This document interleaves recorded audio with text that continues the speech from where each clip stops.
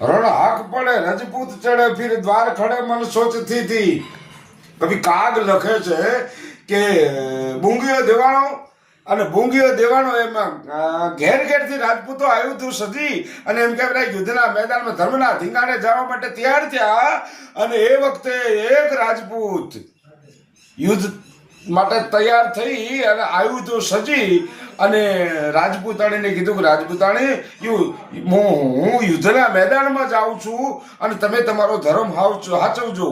વળી પાછો થોડીક વાર થઈ અને પાછું કીધું કે રાજપૂતાણી હું યુદ્ધમાં જાઉં છું અને તમે તમારો ધર્મ હાચવજો। રાજપૂતાણી રાજપૂત સામે જુએ છે અને ત્રીજી વાર રાજપૂત જ્યાં બોલ્યો કે રાજપૂતાણી તમે તમારો ધર્મ વાંચવજો, હું યુદ્ધના મેદાનમાં જાઉં છું।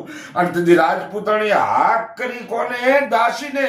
દાસી તલવાર લાવતો અને તલવાર ને થાળ દાસી પાસે મંગાયો અને બગાટ ઝાબ કરી અને પોતાનું માથું ઉતારી અને રાજપૂતના બે ચોટલાની ગાંઠ વાળી અને રાજપૂતના ગળામાં પહેરાવી દીધું।